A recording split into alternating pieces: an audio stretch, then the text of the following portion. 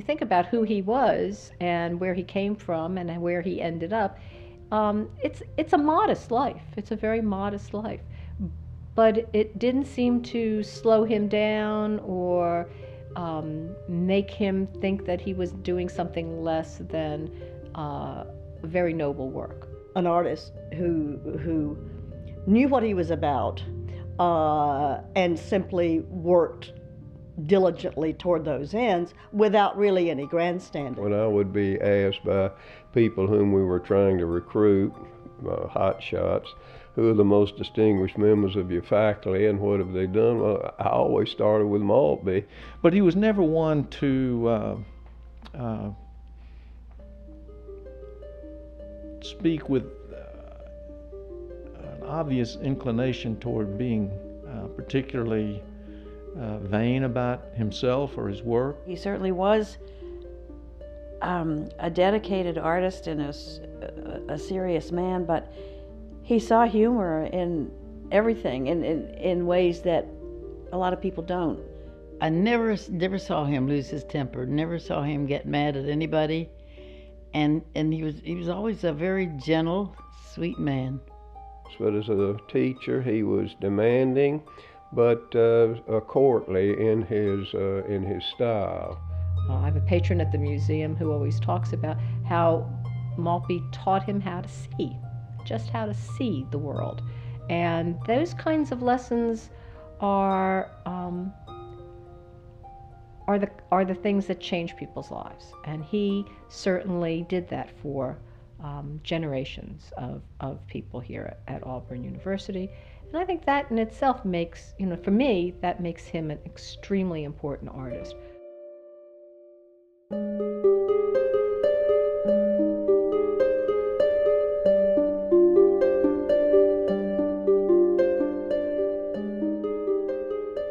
He talked very little about his family, but from all that I could gather, the family had been a family of some means at some point in the past. My father was an accountant and bookkeeper, and my mother was a very literary person, and she wrote most of the public relations material for the Stone Mountain Memorial. When he was just a boy, just a little boy, maybe not much more than 12 years old, was staying at the home of friends in Atlanta who were in fact hosting Gutzon Borglum, who carved Stone Mountain, and seeing what a real artist was like. I developed from him the image of an artist being an important person. So I was very susceptible to the idea of being an artist. It was not a formal training, but it was really kind of learning by connection, by apprenticeship, by meeting people. Wayman Adams being one of the people that really took him under his wing. So those are the people who really were incredibly influential to a very young artist.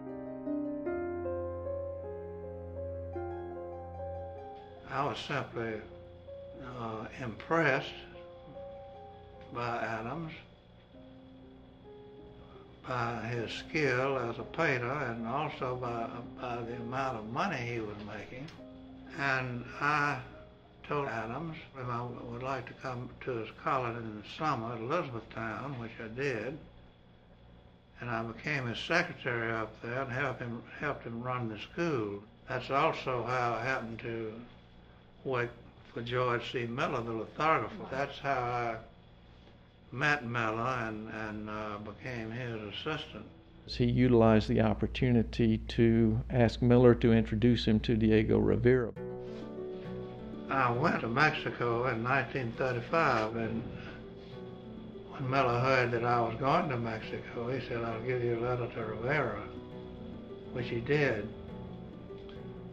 I told him that I was very much interested in fresco and wondered if he'd use me as an assistant. Once he visits with Rivera, he opens up, and you can see that painting at the museum called Trio is a perfect example of a fluidity of style that he did not have before.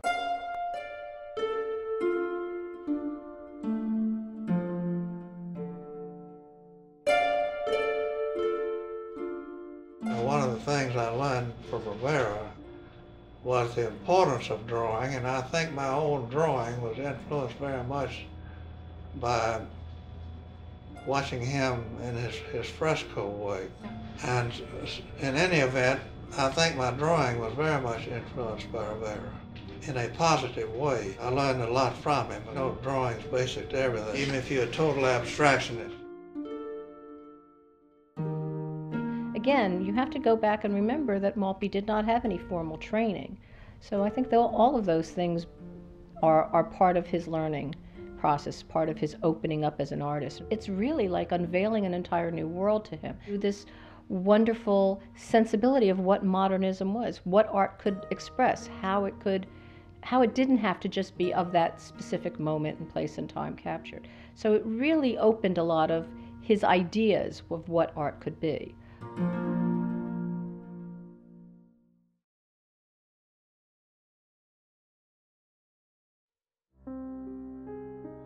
In 1941, war was building up and people were beginning to be drafted here. And I had been turned down. I had a low draft number, so he asked me if I would like to come down and teach. And I told him I'd be very much interested in doing it. Now, I came in, I guess, the fall of '41, and I stayed until I myself was drafted. I was in the Air Force, and I got a request to teach at the Army Air Force's Convalescent Training Center in Paulding, New York, which was an experimental convalescent center for taking care of long-term injuries. And they need a lot of therapeutic activities, of which art is one. They had a good art department up there. I did a lot of portraits. I did a portrait or two a day, charcoal portraits of the boys, and sent home to their parents.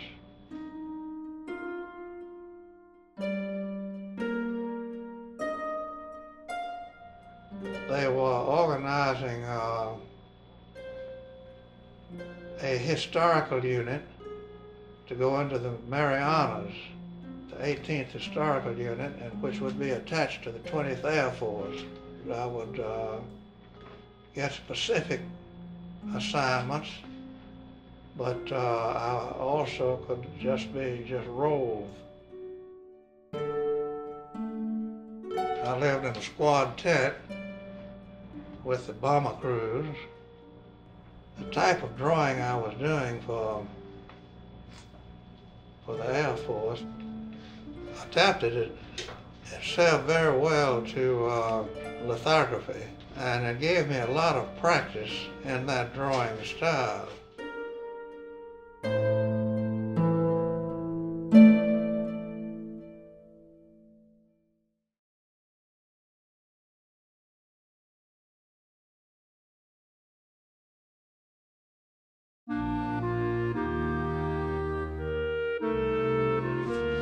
At Auburn after the war, Turpin Bannister was dean at Auburn then,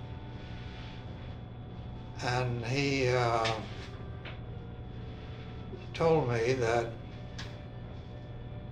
they would like to have me back if I wanted to come to Auburn. And I've been here ever since. I think teaching was a natural fit for Maltby Sykes. I think that he found a place that at Auburn that they allowed him to be expansive. He was so revered and respected by his students. He got very close to his students. I mean, he didn't treat them like students. I can say that because my son was very close to him.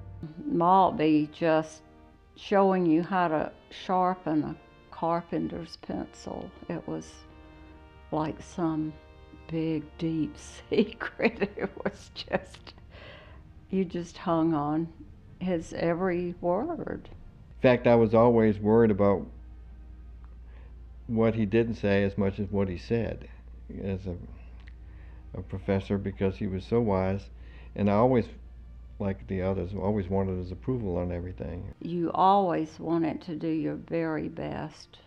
You did not want to disappoint Maltby. The students would come in there and Maltby would be real unhappy with them, but the student never left him feeling guilty or bad. He said they always left smiling, and that was the kind of man he was.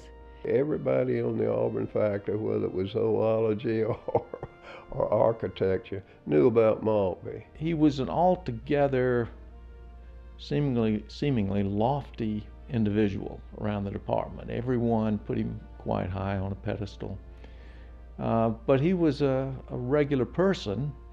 It's just that he enjoyed a certain position. I remember sitting in those early faculty meetings. They would always be so noisy and loud and, sometimes contentious.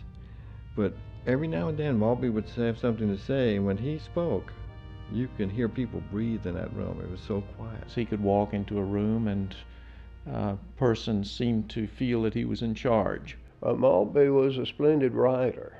In the little book that we did, he did all of the commentary on the paintings in the Advancing American Art collection. Maltby, you wouldn't want to change a single sentence in Maltby's analyses of these paintings. Yeah, I think some of his students will probably tell you also, who took master's degrees under his tutelage, that he was a very demanding person, professor in asking them to be clear and coherent in their description of their work, how they interpreted their work in the master's thesis. It might take you a year to get a 3-hour class behind you in one of the art history research projects, because he was so difficult to satisfy with both content and just the technical writing aspect of the work. Some teachers were very oratorical. He would say, "Do this." And you would do it, and it would be right.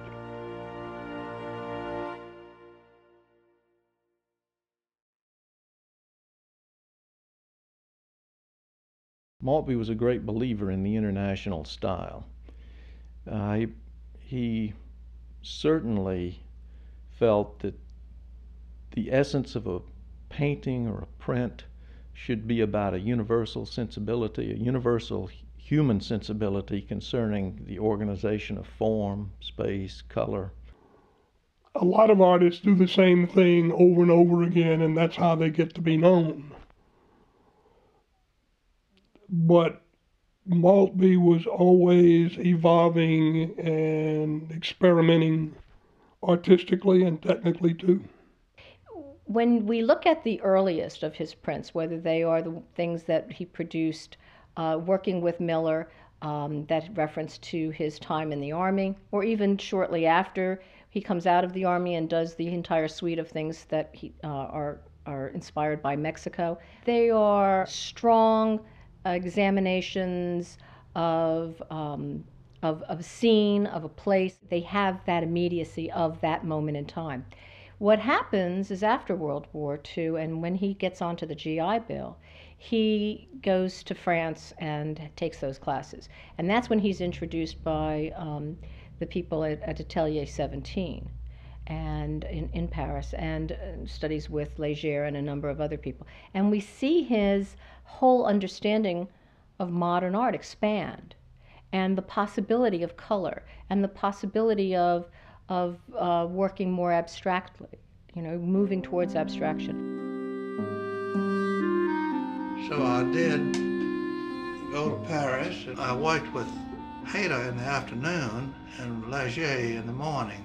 They were on opposite sides of Paris, ateliers.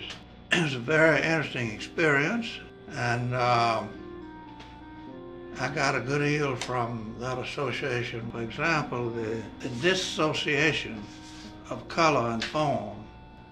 But what it did for me was to liberate color so I could use it as a structural element rather than as a local color. The experience was something that I've continued to draw on.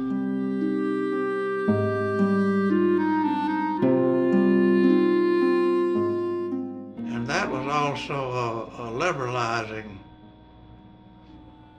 influence, because I didn't have to draw what I saw. More often working completely abstractly. I've been searching for it, and I was ready for it. You see that there are things that happen along the way that take him to the next step, introduce him to the next step. And I would think that the time that he spent in Europe really galvanized him. All of the people I worked with in Europe constituted a liberating influence for me. So he was constantly evolving. And some of the abstract work gets extremely abstract, non-objective. Some completely non-objective things, and one of them was shown almost immediately at the Metropolitan. They have a copy of it. It's called Energetic Line. You look at one of these prints, whether it's the pomegranate from the early period or one of the birds, or you move forward in time and look at the Colosseum, and you see that he is about line and form. His work is, as you know, very graphic from printmaking, but it's very linear and has flat color, much like a Moreau or Calder. The idea of communication, which I think for Maltby, art was very much about. Looking at a perception of what art can be or should be.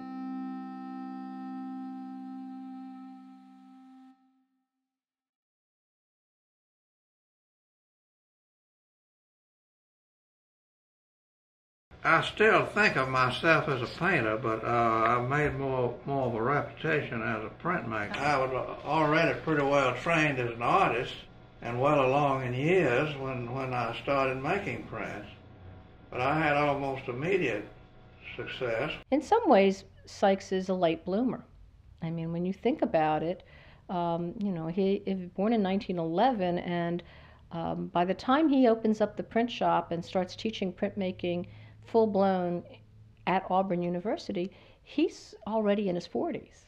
So he had kind of wound his way through a lot of teachers, a lot of experiences, a lot of moments in time to come to what really I think is perhaps one of the more important moments of his career.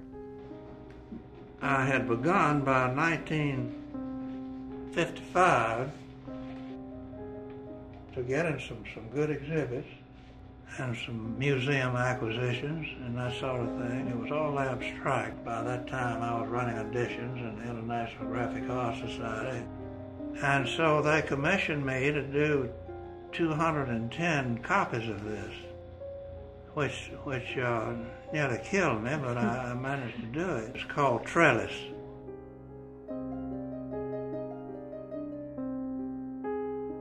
And he really pushed the limits, technically, in making prints. So he incorporated great art design with great technology. And I remember he would pull one image after another from the plate, and if it didn't suit him, he'd throw it on the floor till he got just what he wanted. Of course, I would pick the rejects up and take them home and hang them. That was my first art collection, I guess. I had been working with some ideas in the early 60s of using commercial lithographic plates or give them a fine arts application. But artists hadn't learned to use them. They had not seen the possibilities of it. And I knew about them because I taught graphic design, and they were developed for very, very long runs, like packaging. And chromium is a very hard, tough surface. But they had several types of multi-metal plates, and I worked out a project where I could try these and give them fine arts applications. When we talk about pushing the boundaries, what it means from my perspective as an art historian is that he's going to demand more out of the process. He knows in his mind's eye what he might be able to achieve or where he'd like to see this go. How can I get from point A to point B? How can I make this happen? And so you push the limitations. So I began experimenting with those plates, and my graduate students also began experimenting with them and got some very interesting results, and they are in very, very general use now. From my perspective, I think that is what makes Maltby Sykes a very, very special artist. It was his creativity with the print processes.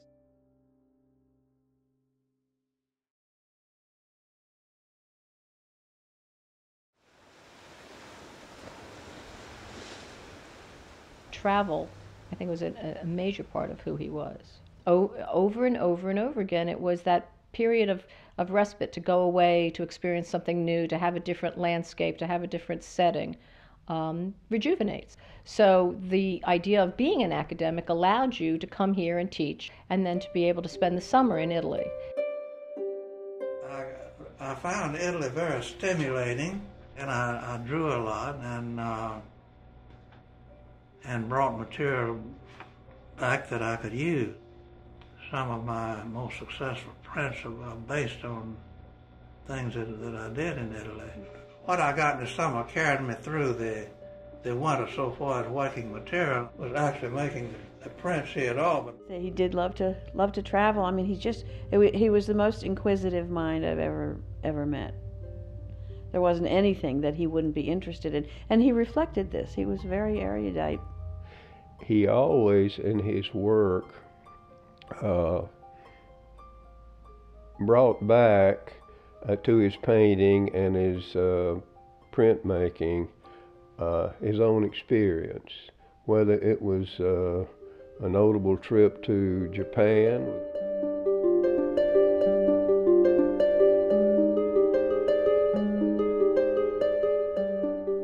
He reacted to Sputnik by prints called Galaxy and Comet.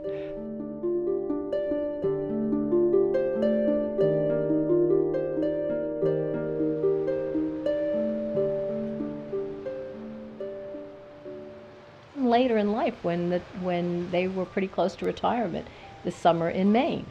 Marjorie had been going to Maine for years, but I'd never been there. But we went up first summer that I was free. I think it was 52, and we've been going back ever since. I was crazy about Maine. His trips to Maine, of course, reflected over and over again in Maine landscapes, and it's just that eclecticism of his as a traveler and as a painter. The work is timeless. It was good 40 years ago, and it's good today.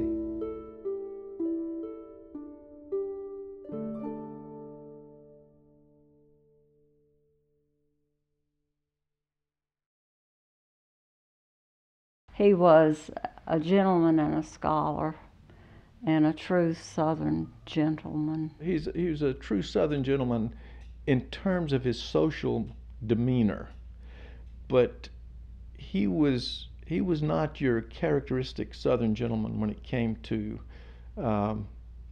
his points of view, especially social points of view. I don't think he was much interested in politics. He was interested in art and his family. I don't ever remember hearing him talk about a politician. I don't think he was that interested. He was just interested in what his work and in people. He was a very gentle soul. We didn't talk about politics. We talked about issues. And he thought about, gave a lot of thought to issues and felt very strongly about issues. He was very much a person who understood right and wrong. He would never be an activist in social issues, but he certainly saw through them for what they were and could talk about those things in a very sensible, intelligent way. Socially, he's just a wonderful companion. He had a big circle of friends. He was hilarious, and there's nothing like hearing him tell a story. And he had a marvelous sense of humor. He had a great wit about him, dry wit. He had a wonderful sense of humor. I don't know. And at the same time, he had other qualities that you don't necessarily associate with sarcasm and irony. And that was generosity. Just as sweet and generous as, and so unlike the kind of sarcasm that we traded back and forth. When you read his writings, when you read his letters, there's a kind of humility. That's what was so fine about Maltby. He had such character. I was shocked when he died because I thought he would always be there, He was Lincoln-esque. And so I do think of Maltby. I wish he was here. So I miss him.